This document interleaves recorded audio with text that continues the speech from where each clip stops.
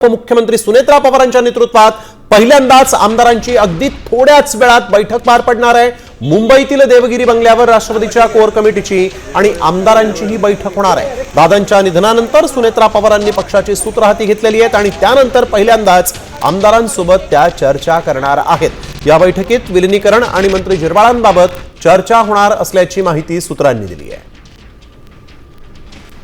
सुनेत्रा पवार यांच्या नेतृत्वात आमदारांची बैठक होतीये। अजित पवारांच्या निधनानंतर पहिल्यांदाच ही बैठक होणार आहे आणि त्यामुळे या बैठकीत सुनेत्रा पवार काय नेमकं मार्गदर्शन करतात आमदारांना हे अत्यंत महत्त्वाचं आहे। वैदेही कानेकर आमच्या प्रतिनिधी आपल्या सोबत यावेळेस थेट जोडले गेलेले आहेत। वैदेही, आपण बघतोय सुनेत्रा पवारांच्या नेतृत्वात ही महत्त्वाची बैठक होतीये।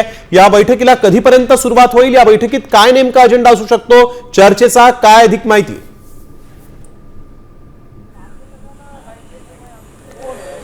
नक्कीच आपण बघतोय की या ठिकाणी सुनेत्रा पवार यांच्या नेतृत्वात ही बैठक होताना बघायला मिळते आणि आपण बघतोय की या बैठकीसाठी राष्ट्रवादी काँग्रेसचे सर्वच मंत्री आणि आमदार या ठिकाणी दाखल झालेले बघायला मिळत आहेत। अगदी प्रफुल्ल पटेल, सुनील तटकरे, छगन भुजबळ, अनिल पाटील यांच्यासह आता नरहरी झिरवळ देखील या ठिकाणी जे आहे ते दाखल झालेले बघायला मिळत आहेत। त्याच्यामुळे अतिशय महत्त्वाची खरं तर ही बैठक आहे।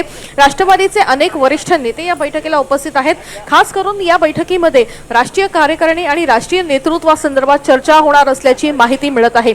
आपण जर बघितलं तर एकूणच सध्या राष्ट्रवादी काँग्रेसची असलेली राज्यातली परिस्थिती आणि त्यात कार्यकर्त्यांमध्ये झालेला संभ्रम कसा दूर करता येईल या संदर्भात देखील आजच्या बैठकीमध्ये चर्चा होणार असल्याची माहिती मिळत आहे। आणि आपण बघतोय की या ठिकाणी मोठी जी आहे ती हालचाल सध्या सुरू असलेली बघायला मिळत आहे। अनेक नेते मंत्री या ठिकाणी सध्या उपस्थित आहेत। काही वेळेतच या बैठकीला सुरुवात होणार आहे। अगदी अतिशय महत्त्वाची ही बैठक या ठिकाणी मानावी लागेल, कारण एकीकडे राष्ट्रवादी काँग्रेस शरद पवार गटाकडून पत्रकार परिषदेचं आयोजन 18 तारखेला करण्यात आलेलं आहे, तर दुसरीकडे एकूणच दोन्ही राष्ट्रवादीच्या विलीनीकरणात आणि त्यामुळे या बैठकीत नेमकं काय ठरतं हे देखील पाहणं तितकंच महत्त्वाचं राहील।